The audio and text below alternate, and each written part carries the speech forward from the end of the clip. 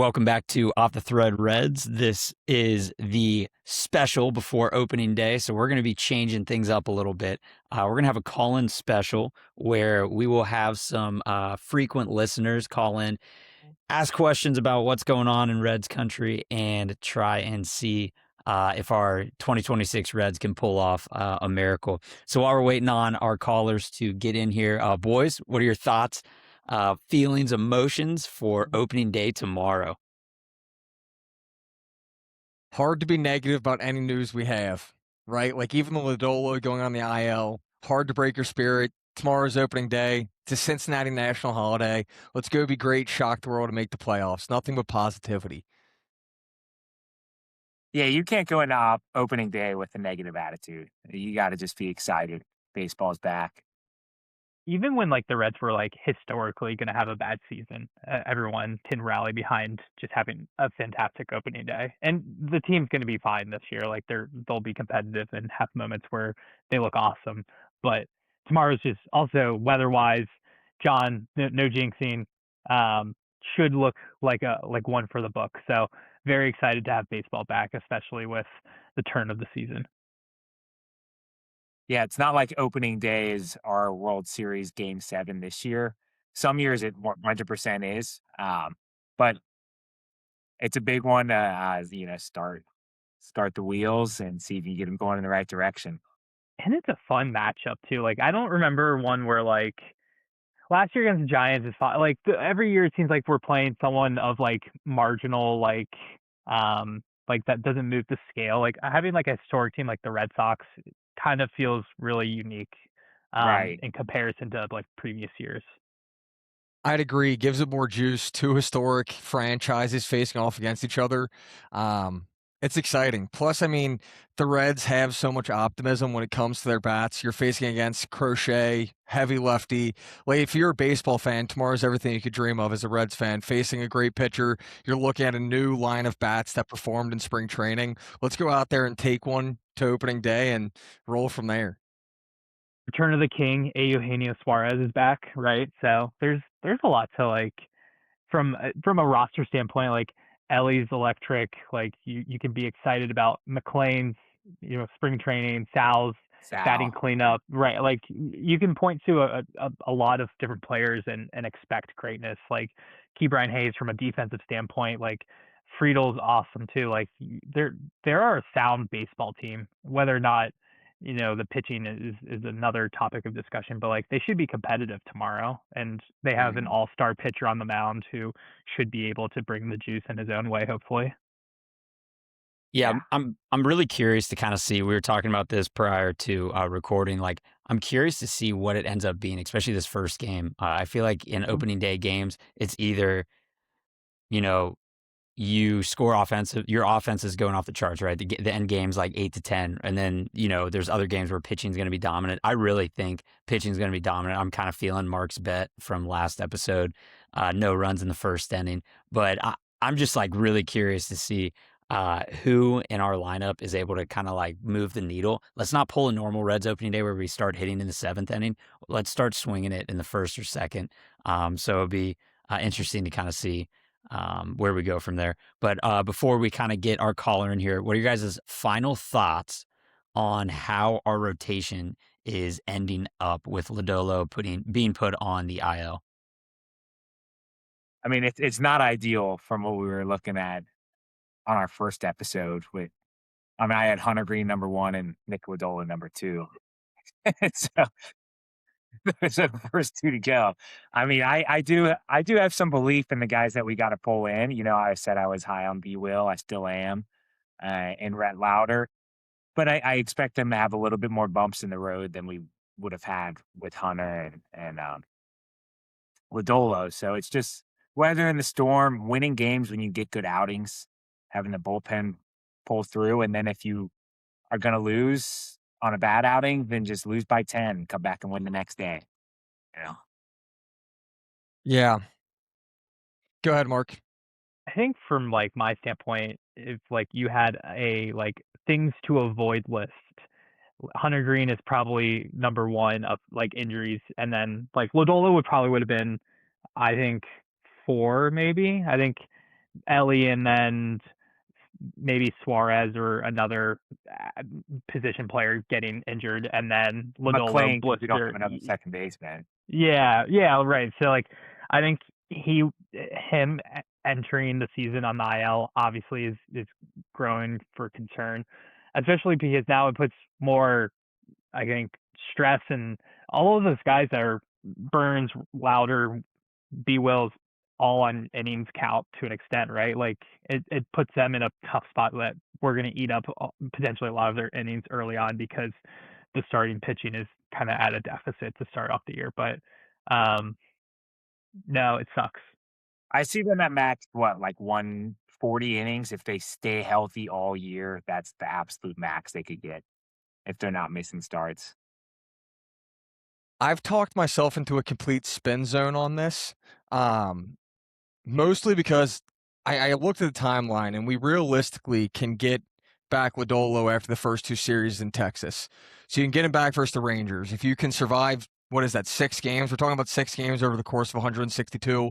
I really don't think you're missing out that much. Maybe 1 to 2-ish starts you're missing here.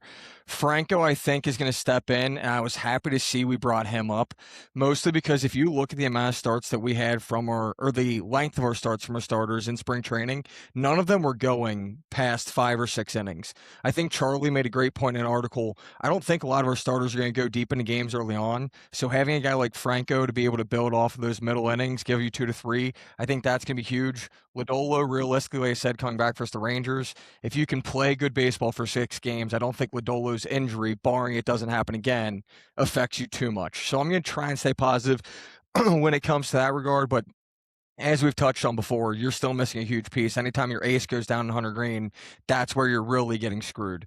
The Lodolo thing, I think I may have overfabricated in my head, and now I'm trying to come back to reality on it. Yeah, I mean, we did right when Hunter Green got hurt, I think is when we said at some point Lodolo is going to go down with a blister. You just don't expect it to be before you even make a start in town. Yeah. Definitely. Yeah. A little off topic here, but any of you check out this Netflix game? So I don't Yankees- have it on currently. What's going on? Well, it's just a bunch of drone shots of San Francisco and Oracle Park. Just like, I got to get out there for a game. It's gorgeous. It's literally been like 10 minutes of drone shots. It's like I'm watching a YouTube video. Yeah. It is a cool stadium. So, listeners out there, our first guest who is just now joining the studio is Dylan from Utah. Longtime listener, first time call in here. Dylan, first off, I just want to say thank you for coming in today. Go ahead, we're yours for a little bit. Hit us with some questions, some things you're thinking about for opening day, and what maybe you're excited about going into the 2026 season. Yes, thank you, fellas. First time, long time calling in from sunny Salt Lake City, Utah, here in Mountain Standard Time. Excited here for the season. I wanted to get your guys' thoughts quick off the bat. What do we think of the Joey Votto clock standing in front of Great American Ballpark? Electric first question, and also so cool. I think it's just a unique Joey Votto thing. Did you guys watch the video of Joey Votto talking about his gift giving of the clock? Just everything about it felt very Joey Votto, the way he talked about it and was like actually emotional towards it and saying how much it meant to him to be in Cincinnati and it was his gift to him. It also has a chime in it. I don't know if you guys have heard that. So I'm excited to go down there, check it out. But no, I thought it was pretty cool. It was a good it looks addition. cool. I'm excited to see it in person. I think there might need to be some type of local opening day tradition here where, some of my fellow West Side Cincinnati friends from back home could implement some type of drinking game and laps around the clock, maybe every hour singing the song, the chimes that it sings. I know the great minds from Elder High could probably put something good together. I think that's a great idea, especially opening day. Get down there at midnight. You have about a beer an hour until first pitch. I'm sure that won't go wrong for anybody. But I think that's genius. We could come up with something, workshop something out. Yeah, beat the clock. Just beat the clock before you get into. Oh my God. Yeah, I would say it sets itself up. Do you think they fall back and spring forward, or do you think they just let it flow as is? I doubt anybody's actually thought of that by now. To be We, honest. we we're asking the questions here on the pod that Yeah. need answers. Hey, Yeah, I think it might even need to be set with a hat tip to Jimmy Buffett, rest in peace, of course. Have it set to 5 o'clock always. That could be a Oh, there move. you go. Yeah. What's Canadian Standard Time? Exactly. Yeah. Ode to our friends up north. Absolutely. Yeah. So I am Dylan, excited for Vado to be in the booth this year. I don't know about you guys. oh yeah, it would be good kind of seeing him. I like his insight. I'm just curious to kind of see how he does in front of the mic and having that conversation continue it. I'd love to see his deep dives into kind of what he's bringing. But Dylan, we got a question for you from the podcast. So obviously, you are not in Cincinnati. How are you going to watch opening day tomorrow? Being on Mountain Time, obviously, it's probably still mid-work day. What's the plan? You got some Skyline at home. What are you guys thinking? Yeah, so we always have a vault in our pantry under lock and key that my wife and I need to have, thumbprints from each of us to open to get to the Kansas Skyline. So we'll definitely have some Skyline dip and or conies or three-ways on deck. I will certainly be utilizing the Alt Tab function on my keyboard to toggle between the live stream of the game as well as deep diving and creating shareholder value on my day-to-day job. So that is the plan.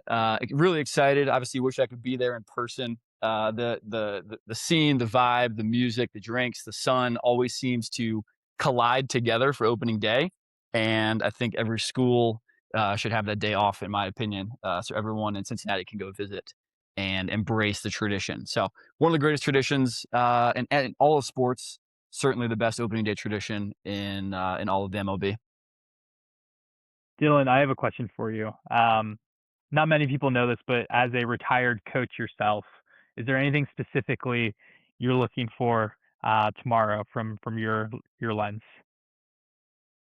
I think we need to see some good fundamentals. I think an underrated piece for this year is that we do have a heavy hitting bench coach in Mike Napoli joining the staff for this year. Someone that flew under the radar from a signing that I think will bring some energy and just some composure to our dugout. I want to see some double plays. We can't make any mistakes on the base path, just fundamentals. Everyone's out there to have a good time on opening day, but we got to get a W, we got to get a W and just want to see some spring training kicking the rust off, actually come and, pay off for opening day here. So got to get off to a hot start, fundamentals, not getting doubled up, roll a few up the middle, all that good stuff. Absolutely. Dylan, following up for opening day, obviously lineup hasn't come out yet, but just based off of who you believe is going to be starting the lineup, do you see an opening day hero out there that's going to win this game for the Reds? I think we have an early season rookie of the year candidate in South Stewart. I don't know where he's going to get slotted in. He was a big man for the moment last year as a young buck, and I think he's going to continue to rise to the occasion. Don't know where he's going to play, to be honest, but he will be out there, hopefully swinging the bat in some form or fashion. And then obviously cannot imagine the standing ovation Eugenio Suarez is going to get rocking back into Great American as well. So place is going to be bumping. Don't know what his walk-up song is going to be, but I'm sure it's going to be something electric. All right, well, Dylan, hey, thanks for calling in. We appreciate it. Thanks for always listening to the pod as well and keeping up to date with Reds. Hopefully you have a great opening day tomorrow. Celebrate, eat some Skyline, and have a good one tomorrow. But Dylan, thanks for coming in and appreciate it. Thanks, boys. Appreciate it. All right. Well, that was Dylan from Utah. Awesome for him calling in. We have a couple more callers kind of on deck, but before they come on in, great question was asked. We need to think about opening day traditions. What are your guys' opening day traditions that you have maybe with your family? Cap talked a little bit last podcast on that, or your ideal opening day situation. Yeah, I mean, mine's changed over the years as a kid. As a kid, I was taken out of school a few times, got to go to the game, saw the Ramon Hernandez walk off in person with a back full of beer as like a 12-year-old. Somebody spilt one on me like in the first inning. Wasn't complaining though. I knew I had a future with it anyway. Had to wear one for the team. Yeah. But it's evolved into, first time getting to watch a game while I work and, maybe step away from the one screen to stare at another screen for a little bit and then come back to my other screen. From medium screen to big screen, back to medium screen. Right. Yeah. But I then think once you like listening to ball games, it makes the busy season the last couple weeks go by so much easier mentally because you're just listening to Tommy Thrall. I was just, like the season itself so much fun when there's a day like business game where it's like Wednesday or Thursday and you can just plug in and finish up the day and just listen to it. It's so much fun. Mhm. Dude, touching on Joey's, if I could take a time machine back to like being in first bell at Our Lady of Lourdes and getting called out and being like, hey, your mom's here to pick you up for opening day, I would do that in a heartbeat. Like those times were unbelievable. You felt sick because you're leaving school and all your friends are looking at you like, damn, like that's a jealous moment. But then you get down there and it's like, everything's ginormous. You're like 12 years old. You're going to your first game. Those kind of traditions were always sick. But yeah, I think that was always what I looked forward to. And then obviously we maybe only went 2 or 3 years to actually opening day when I was growing up. The other times making Skyline at home, sitting with the family, watching the game in the living room, screaming at the TV, just like there was always something special about that first game. All right. So we just got our next caller in here, and it is actually a frequent flyer. We got Jerry back from Pleasant Ridge here. Jerry, can't thank you enough for calling in. But go ahead, hit us with a couple of questions that you might have. I'm very curious to kind of see if this negativity has changed at all. So, Jerry, thanks for joining. What questions you got for us? Yeah, hey fellas, it's Jerry again down here in Pleasant Ridge. It's good to talk to you guys again. Love the show. Love you guys. Uh I'm excited for tomorrow. I'm not going to be too negative tonight. I think that the reality of the season ahead is it's going to be very mediocre. It's probably a third, second place finish in the NL Central. I don't expect them to win anything. They never win, but I mean, they're going to sell some food, some bobbleheads will be given out. It'll be a decent year. I'm actually going to be down there tomorrow, which I know is kind of hypocritical considering that I say I'm not going to give them any money, but here I am going down to opening day tomorrow, but it will probably be my first game there this season. I probably only go to about 2 or 3, and then after that, I won't be at many more games because they'll probably be out of it by what, July, Joey? You think they'll be out of it by July? I mean, that's probably the guess for me. I mean, Jerry, I'm curious what your win total projection is, one. And two, who's your team MVP, if you believe there will be any?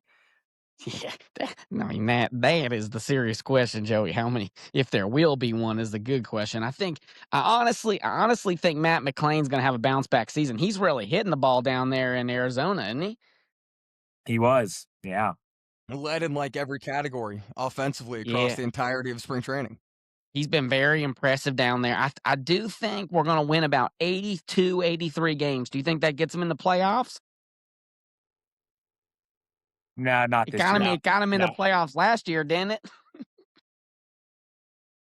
I think that's right on the cut line. Honestly, like it would take a lot. It's a 15% to 25% chance, I think, this year that 82 wins gets there. They ain't gonna suck. They ain't gonna suck this year, guys. But they're gonna be average. I mean, they ain't gonna be good. But that's just how they roll. They'll sell enough bobbleheads. They'll get enough Skyline chili to Joey and John, and Joey will be filling up them taps with the beer and all that kind of stuff. They're gonna be average. They're just not gonna be very good. Jerry, you keep bringing up the promotions. As a collective, we're wondering, are you looking forward most to the Star Wars bobblehead or the Hogwarts bobblehead that they're going to be giving out, the Harry Potter one? Well, I've already gotten one of them Yoda Reds bobbleheads once upon a time, so I'm excited for the Hogwarts one. Are you a big What Harry Potter fan? Love Harry. Well, my granddaughter likes Harry Potter. What's your favorite spell? I don't really know. I haven't watched enough Harry Potter, Mark. I told you my granddaughter likes it. Well, off topic, Jerry. As we know, you're a former Bearcat. Have you recovered from the introductory press conference of our man Jared Calhoun? Can we talk a I little was Bearcat I was basketball da- for I a was da- second? I was down there today, Mark. That's an excellent question. It I mean, there was no BS going on with that man. I mean, he just got up there, he talked about what he's gonna do, what the standards are, what's he gonna have happen. And I really, really, really, really, really like him. I really do. I think he's gonna be way better than Wes. I hope Wes does well at Charlotte, but this guy seems to know what he's doing. I just don't know if Coach West did. I'm not trying to be mean to Coach. I just think it's gonna be a much better fit here. I think more people are gonna like it. I mean, Joey, you're a Xavier fan, right? I am. Yeah. I mean, Joey, if you spend any time on Twitter, the entire Xavier fan base, they just are obsessed with the Bearcats press conference. Why is that? I don't know. I'm a little busy to be on Twitter this week, but I'm assuming they're afraid that the I don't Cats think might they be back. work. Joey, I don't think they work. Yeah, they may not. I mean, that's why you transferred. You know, you had to get a better education. But the You didn't want to aura pay from the press conference, $50,000 to get a Jerry. crap education. Yeah, back to the press conference, Jerry. The aura, he meant business. The former players are buying in. We can tell that's a huge difference from previous hires. Like you got a lot of old players that are already signing off on it. He is part of the program, and he's gonna bring us back to, what Bearcat basketball should be. Correct? Yeah, Mark, the biggest thing he said down the presser today was he talked about recruiting to what he wants the culture fit to be, not necessarily acquiring talent. Right? You want to acquire talent, but you want to acquire the right talent that fits the system. He's going to be, I mean, I'm just telling y'all right now, he's going to win quicker than any of these other dumbass coaches we got in this damn city. I mean, they all suck. I mean, no offense to Tito, he seems nice and good, but his organization sucks, so he's got no chance. And then you got, Zach Taylor, Joey, he sucks. And then you got, Scott Satterfield. I mean, good gosh, we have such bad coaches. So I'm really excited to have someone that looks like they might be able to win. I mean, I think Richard Pitino, if he gets the right NIL, will win. I'll give them a shout out. Jerry, but I Jerry, did you've seen- Jerry, the Pleasant Jerry, Ridge you is guys it. are up a Yeah, little bit there for you. yeah. All right, Jerry, real quick before you head on out, I got one question I gotta ask. Yeah. Do you think the Cincinnati Reds have a chance to win opening day tomorrow? Yeah, I do. Yeah, they always do good on opening day. They're going to give us some fireworks. It's going to be awesome. But then they're going to lose 4 of the next 5. We'll be 2-6. The team will suck. I mean, I'm just telling you guys. I hope we figure this out. I hope it's a great season. I'm going to be rooting for them real hard. I just don't think they have what it takes. That's all. All right, Jerry. Well, hey, we appreciate the call in like always. Friend of the podcast at this point. So anytime you're able to join on, we would love it.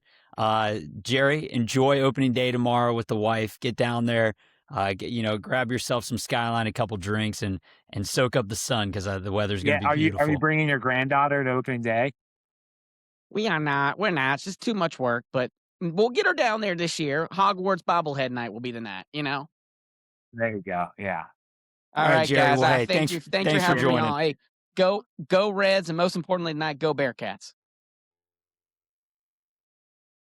All right, well, folks, Bearcats. That was Jerry from Pleasant Ridge. At this point, he is a common theme that we'll have hopefully throughout the year. So as we wait for our next guest to join on, we got one more question for the chat, which is something that I've been thinking about a lot just because I'm involved quite a bit with it. If you were the coach of the Cincinnati Reds currently, what is one thing that you would either A, change about the team itself, or B, manipulate the team so we can be successful? So put your coaching hat on and kind of think, what could you possibly do to this lineup, the rotation, the bullpen to make it, a step better? And when I say a change, it has to be something Cincinnati Reds would do. So you can't just pick up a great player. All right. Or what would you have to modify throughout the season? So curious what your guys' thoughts are. I think about it all the time. So I'm thinking very current. Like I'm thinking right now what we could do to be better. And honest to God, I think it is if we still had Nick Martinez on this team. I think for the first couple of weeks when Lodolo's out and as we're still getting into our stride with Hunter Green out, you're going to need a guy who's going to be able to give you a lot of innings but not be a starter. Nick Martinez is a great guy to fill that role. He proved himself in that role. I think that's why I would take him. Right now, we just don't have a proven guy to take that. We're going to see if Franco can step in and be him, but I think having someone like Nick Martinez would be extremely helpful at this time. Yeah, I mean, my idea, I think I mentioned episodes back, works better when you have a surplus of starting pitching arms. That was to, piggyback a couple of those less proven talents, the guys that we believe may have inning limits, even if they stay healthy, um, to be able to use up all their innings and need less back of the bullpen arms on your roster. Because let's face it, it tends to be the back of the bullpen arms that give us the most pain and heartache when they go in and, you know, walk guys around the bases, don't even force the other team to earn their runs. Hindsight's always 20/20, right? Like from a starting pitching standpoint, I obviously wish we had maybe more depth because of the injuries that we just had. For me, like I think I would have put maybe a little bit more resources into like a more like reliable left fielder. Personally, like I think the rotation of Steer and Benson and Noble days in AAA, but just like a continuous like rotation potentially, or Spencer Steer maybe not panning out and putting him somewhere else is something where I wish that they just had more cap space or more of a budget to kind of work with and put money into the roster, because the roster's solid. Just if they had another 15-20 million dollars that they could maximize, or I don't know, we're just a smidge more aggressive or willing to trade a prospect to take on maybe more money, is just something that I wish that they would do. Not break the bank, but just be a little bit more. Yeah, not if they had 15 or 20 million more, but if they would actually do something with the Spend 15 or it, 20 million yeah, they that they yeah. have. Yep. Yeah. Maybe save a couple bucks on merchandise and put it towards the Did you say lineup. But general manager or manager? Man, I was saying just manager, but I kind of like the general oh, my manager. If you, bad. no, I love it. I love it. All right. No, that's So good. Yeah. we got our last call in here who just came in to the podcast. We got Cam from Indy. He is a newer baseball fan, but has been a Reds fan for a while. He's starting to get into the games. So first off, Cam, I appreciate you joining the podcast, but you got any questions for us as a chat? And I'm curious to kind of see where you go with this. So Cam, what do you got for us? What's going on, fellas? Appreciate you guys having me on. Like Kirby said, a little bit newer to the game, but been a lifelong Reds fan, but maybe over the past 5-10 years, starting to really get into the game a little bit.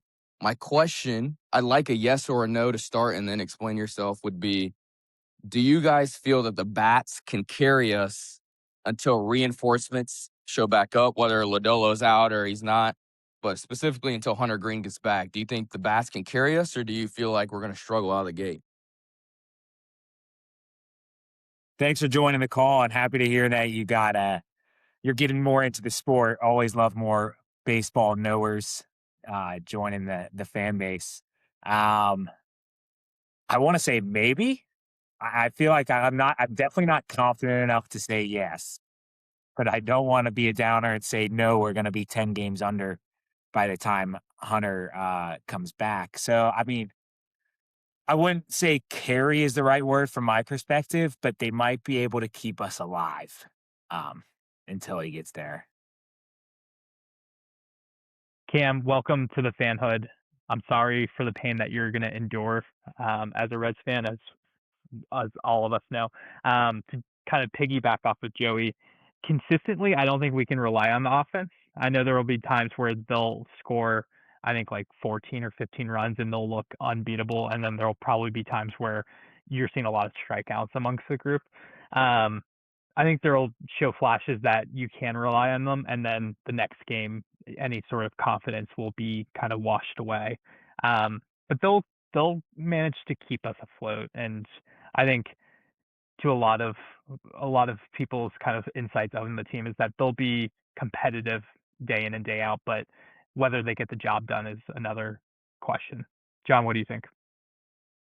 I'm gonna say yes, but I think I think it's a yes, but it's a mark yes, right? Like I think with anything in baseball, and first off, Cam, thanks for coming on the show. And also awesome to hear you're enjoying baseball. But I do think it's a yes, and it's one that's like I don't think the Reds have the star power nor the lineup to give you 100% bats carrying you every game. But I think a lot of people are going to be shocked. You make a move like getting Suarez, that's going to be helpful. Sal Stewart at the end of last year, we saw what he could produce if he keeps that up. We had a shell of a McLean. If we even get half of the McLean that we had in 2023, that's an improvement. I think there's a lot of things that this team's going to be able to do offensively, and I really like the way Francona's trying to use the lineup to get the most out of what it is. I think that it's going to have to be what carries you, and I do think it has the ability to, but I think it's going to be a roller coaster of up and downs. Pitching's still going to be helpful. We still have a good pitching, just it's a little bit less depth. To kind of end it, like I'm on the boat, yes, just because I think Terry's going to use the lineup a lot better this year. I think he has more weapons. He's able to platoon better. And I think he's going to be able to utilize players. And having Suarez, like, even if he hits 30 home runs and has like 90 to 100 RBIs, that's better than anything that we had last year, right? So, like, just adding that to the lineup with the players we already had, I think there's a positive. But I'm kind of going off what John said. Like, our pitching's still top 15 in the MLB, even with Hunter Green out. With Nick Lodolo out, that's a little different. Now we're getting dicey, but I do think our starting rotation is still going to be solid. Our bullpen's going to be solid. But from scoring or averaging, 5+, which would be insane runs a game, I don't know if we're going to be doing that.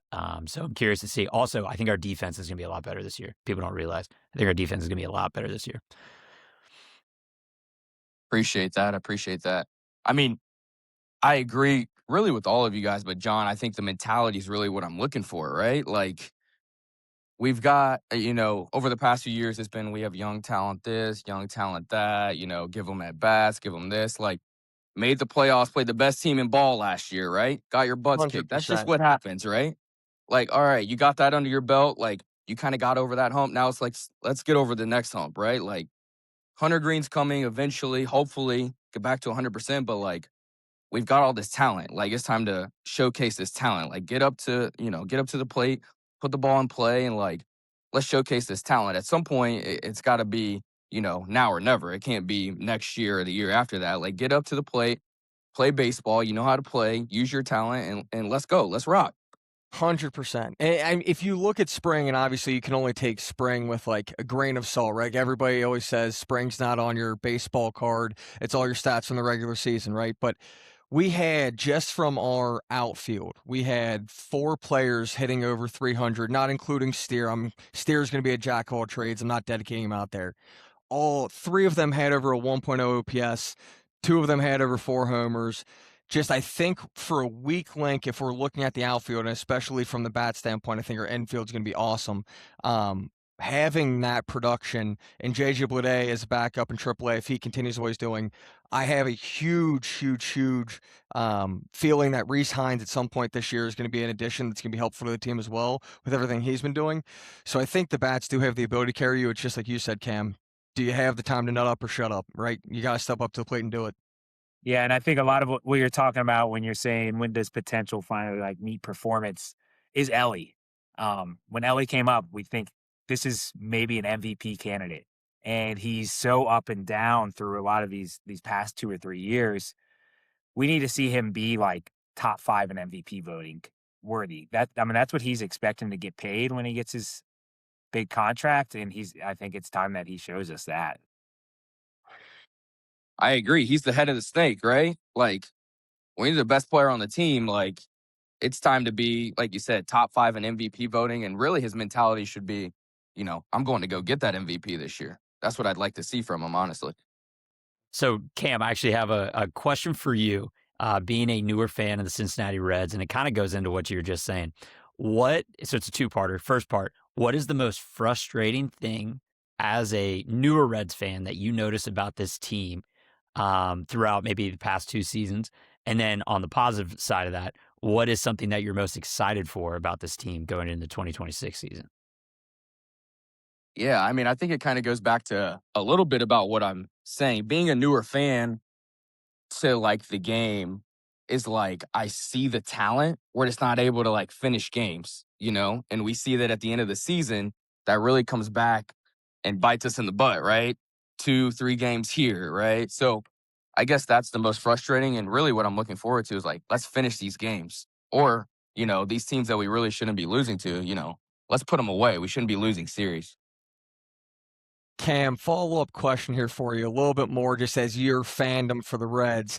As you've been a lifelong fan, made your way down to the ballpark, is there a favorite seat in the house for you at Great American Ballpark? I'm talking outfield, you're in the nosebleeds, you're a third base guy, where are we sitting? What are you eating if you have a game day food? Talk to me about that. Man. Well, there's not a bad seat at Great American. I mean, you just can't beat it. But there's something about grinding it out in the bleachers. You know, you kind of got to start there, grind it out. June, July game, 100 degrees out there. You got to grind that out. But, you know, as you become a little bit more of a veteran fan, you don't really want to grind that out, right? So I'm more of like a first baseline, but I'm always going 2 conies for sure. I'm getting some Skyline conies when I go to the ballpark. It's just happening.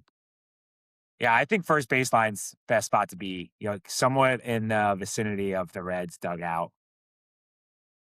And then they also got great food selection back behind that. And if you wanna act like a kid and go hit one out of the wiffle ball park, you could. Absolutely. I've got one more question for you fellas, if you guys got time. Yeah, absolutely. Yeah. All right. Big basketball guy over here. Big basketball guy. March Madness guy. I mean, it's a baseball pod, so I'll let you guys have it for a second, for sure. Sweet 16, who we got winning it? I got Michigan winning it all. Michigan. Oh, I was gonna say Michigan over Duke, but last weekend Duke did not look that good. So I'm gonna stick with it though. They played that game earlier in the year where it was like this could be the national championship game. I'm gonna go with they do have the rematch, and it's just we're gonna flip the winner this time around. I've got an interesting Final Four. I'm looking at an Arkansas, Duke, Michigan, and Nebraska Cornhuskers. And I think overall, the final game you're looking at Arkansas versus Nebraska, in a game where in a Nebraska team that never won a game before this year in the tournament. They're going to put it all together and be this year's Cinderella, winning it all. I'm gonna go ahead. Whatever Mark says, it's not gonna Do the happen. opposite. Cam, You yeah. mean list I would like to see a final of Arkansas versus is St. John's on that side, or are they the same side of the bracket? St. John's is the other side. Okay, I would love to see a Patino Cal different teams final, just out of just like a storyline. I just think Arizona's just so good that they're gonna win. They're gonna lose this weekend, obviously, but if they escape the kiss of death over here, I think they're gonna make their way to the finals. From what I'm hearing, that's who I chose. My bracket's cooked. Dad. You're really gonna alienate all UK listeners, aren't you? Jeez. Yeah, right. Hey, ready? Duke, not anymore though. I had Duke forever. Throw them out. Arkansas. I think they got it. I think he's gonna pull it off.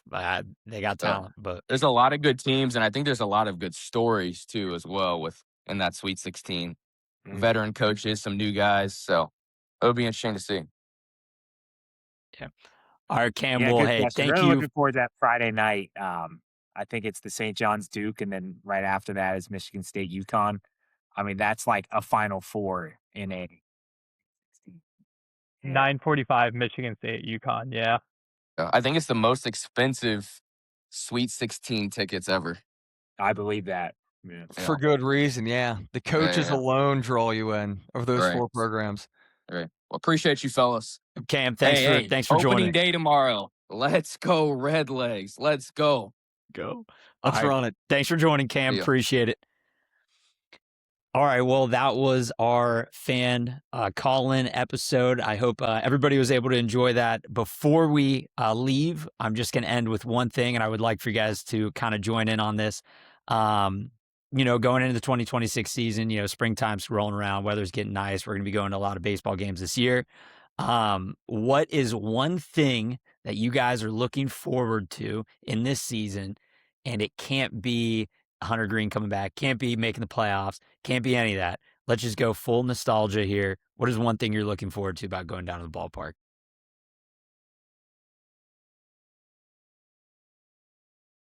Day vibes. Honestly, smell the grass. You get into the park, you can smell baseball when you get in. There's something romantic about baseball this year. First time taking my son to a game, like that's going to be the coolest experience of all time. But in general, just looking forward to getting down to the ballpark. It's always been a place that I've gone just to have a good time with family, see friends, and watch like the sport that I loved and grew up playing. So like that's what I'm looking forward to this season.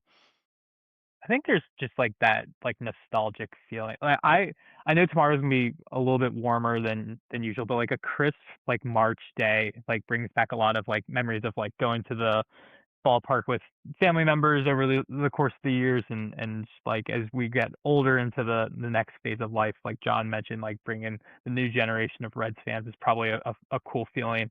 Um, I don't know, just something about just the quality time of hanging out with the people that are closest to you and just having fun, just not even watching the game, potentially just being together is always a fun. It brings people together is kind of where I'm getting at.